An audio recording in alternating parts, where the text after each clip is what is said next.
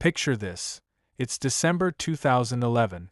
A North Korean general stands before millions of his countrymen, tears streaming down his face. Not subtle tears, full, body-shaking sobs. He's a decorated military commander, a man trained to show no weakness. Yet here he is, weeping uncontrollably on national television. What could break a hardened general like this? The death of Kim Jong Un. But here's what's chilling. He's not alone. Across Pyongyang, across every city and village in North Korea, millions are crying. Some collapse in the street. Others beat their chests in anguish. The entire nation appears to be in collective mourning, genuine, devastating grief for their supreme leader. To the outside world, it looked bizarre, staged even. But what if I told you that for many of these people, the grief was real? That's the terrifying truth we're diving into today. Because Kim Jong Un didn't just inherit a country when his father died. He inherited the most sophisticated manipulation machine ever created. And in the years since, he's perfected it to levels that would make Orwell's Big Brother jealous. Today, we're going deep inside the Hermit Kingdom to understand exactly how one man controls the minds of 26 million people. How he makes soldiers worship him as a god. How he convinces a starving population that they're living in paradise. And how he's built a system so powerful that people police their own thoughts. This isn't just about North Korea.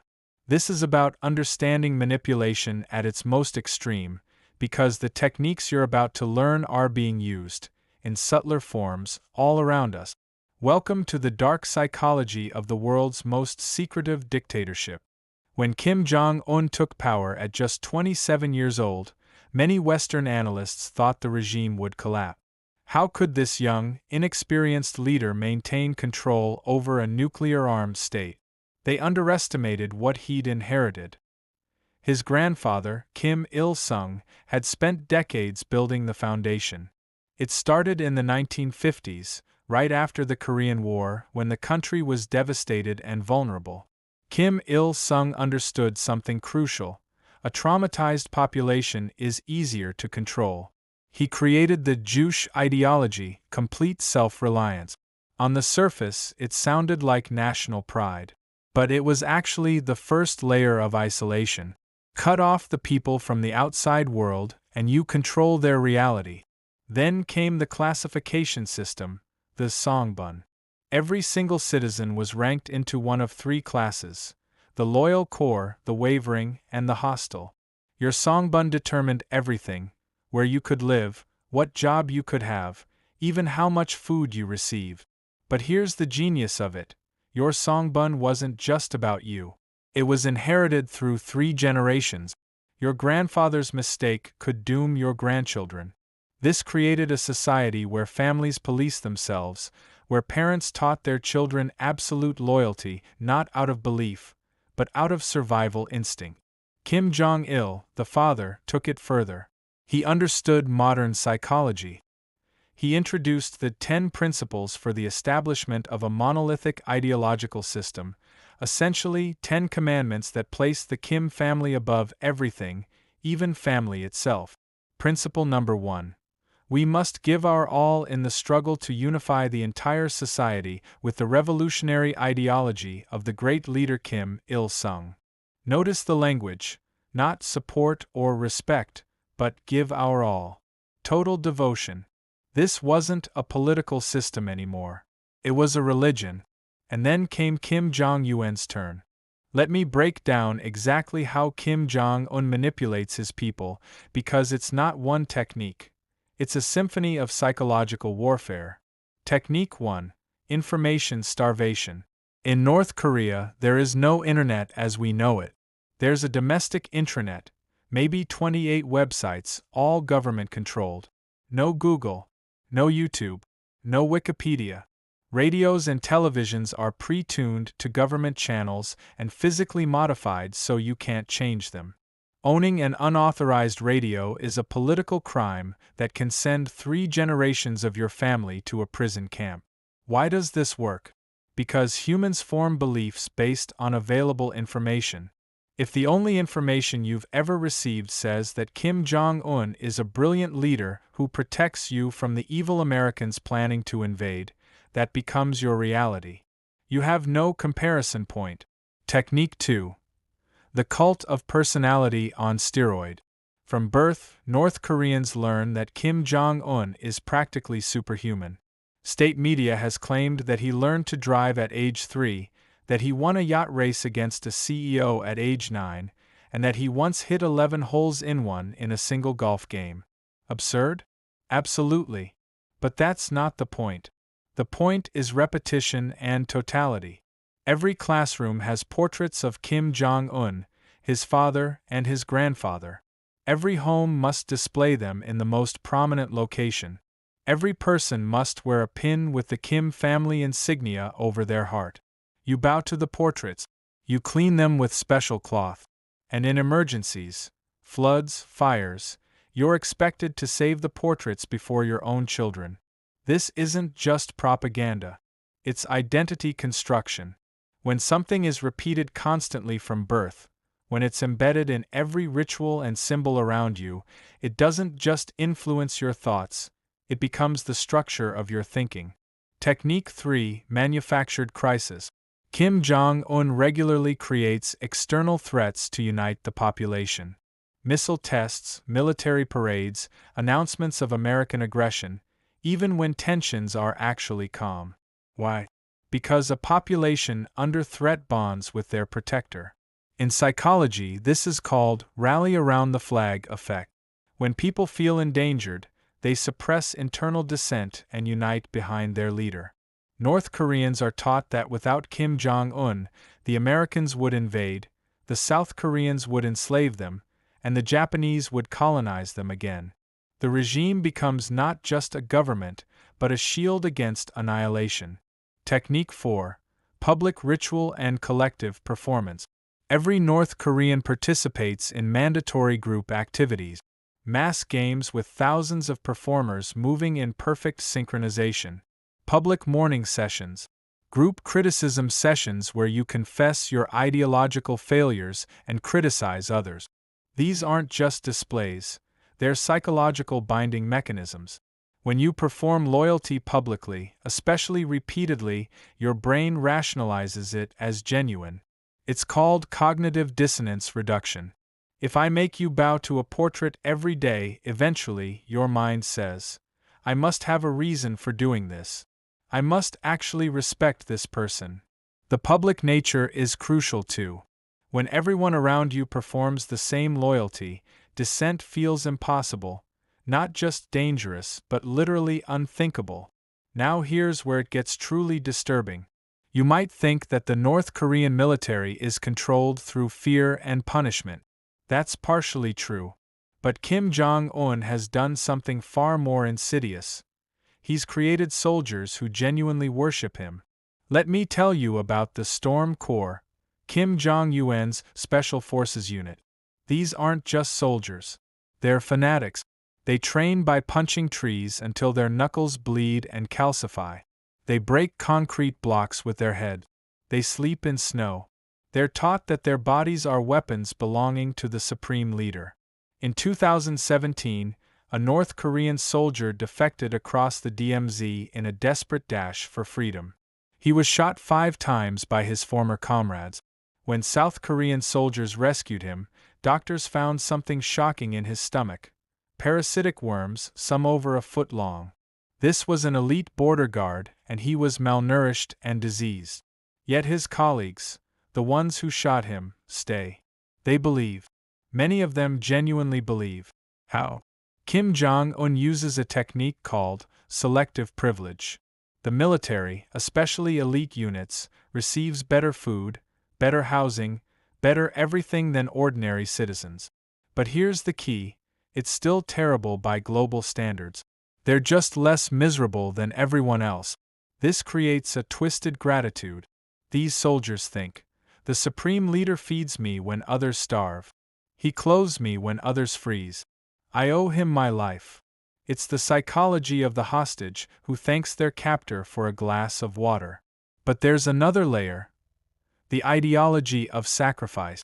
North Korean soldiers are taught that dying for Kim Jong Un is the highest honor. Not just taught, indoctrinated through years of training that combines physical exhaustion, emotional manipulation, and constant repetition.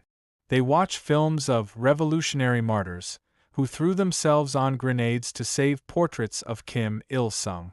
They sing songs about the glory of sacrifice. They're told that their individual lives mean nothing compared to the eternal life of the Kim dynasty.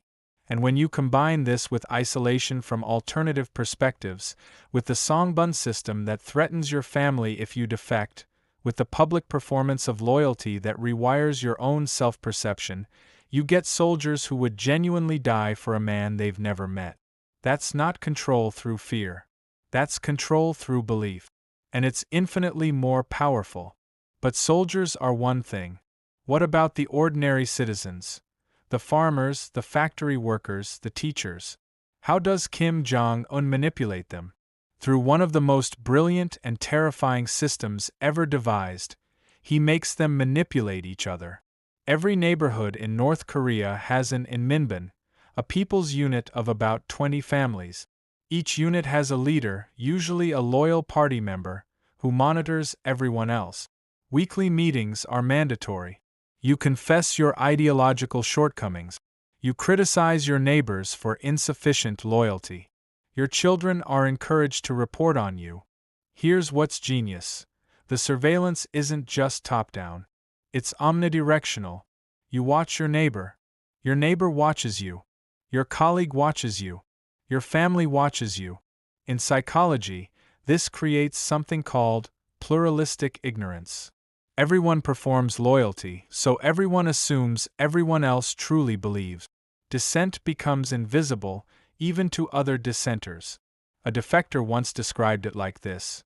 You could have 3 friends sitting together, and all 3 secretly hate the regime, but none of them know the others feel the same way.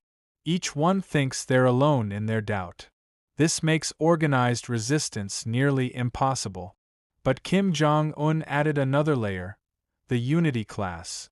Once a week, at every workplace, school, and organization, North Koreans participate in a session where they confess mistakes and criticize others. Not just political mistakes, personal ones too. Did you oversleep? Did you waste food? Did you think an impure thought? You confess. Others judge you. You judge them. This serves multiple purposes. First, it normalizes the idea that all your thoughts and actions are subject to collective scrutiny. Privacy, even mental privacy, becomes a foreign concept. Second, it creates a documented record. Everything you confess can be used against you later. So people confess minor, safe transgressions to avoid having to lie about major ones.